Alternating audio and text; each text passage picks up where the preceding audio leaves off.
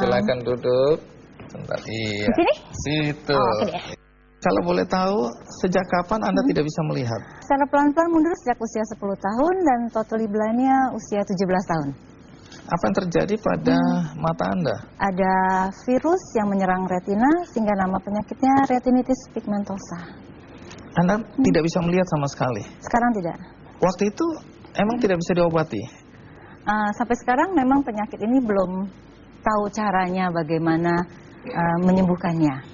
Sehingga masih menunggu para ahli penelitian mungkin di bidang kesehatan untuk bisa menemukan bagaimana caranya.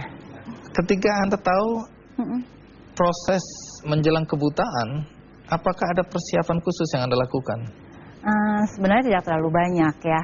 Karena proses kemunduran itu juga menolong karena antara lihat dan tidak lihat semuanya sudah dilakukan dengan proses meraba, mendengar dan lain sebagainya, sehingga ketika totally blind itu juga tidak terlalu terasa lebih terasa terlalu begitu frustrasi. Hanya memang dokter yang mengatakan penyakit ini belum bisa disembuhkan, itulah vonis yang paling rasanya cukup membuat putus asa.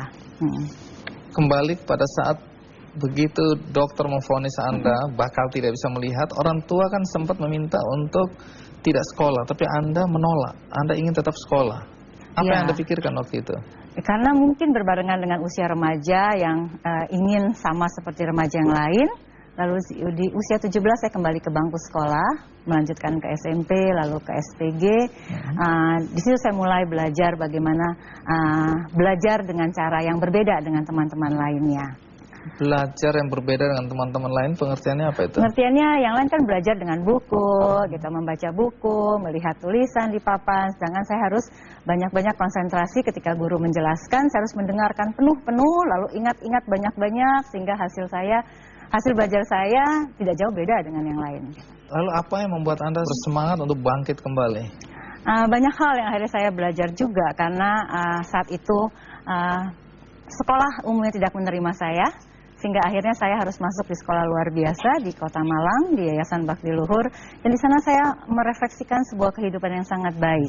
Bahwa Tuhan hanya pinjam mata saya, sementara saudara-saudara saya di SLB Bakti Luhur itu yang memang secara intelektual di bawah rata-rata atau multi double handicaps, multi double disability, mereka masih punya daya juang hidup gitu ya. Lalu saya yang hanya dipinjam matanya. Saya masih bisa dengar, saya masih bisa ngomong, cerewet bahkan gitu ya. Udah kelihatan. Oh ya gitu ya. Saya bisa lari gitu ya. Saya bisa perintah orang gitu ya. Kok ya enggak gitu kan. Ya, akhirnya saya harus bercermin dengan diri saya bahwa saya bisa berbuat lebih daripada yang lain. Itu yang membuat Anda semangat untuk bangkit kembali. Ya. Tentu menarik untuk mengikuti terus kisah Mimi, karena bagaimana sampai seorang tunanetra bisa meraih master di Inggris dan bahkan sekarang mengikuti program studi doktoral di Belanda. Ikuti terus kisahnya. Saran pertama kali kalau kita belum kenal tentunya dengan punggung tangan, Bang Andi. Kenapa dengan punggung tangan? Karena punggung tangan ini tidak bisa membuat stimulasi macam-macam. Kok pakai telapak tangan? Dia bisa ngambil jam tangan saya, bisa ngambil cincin saya, gitu kan.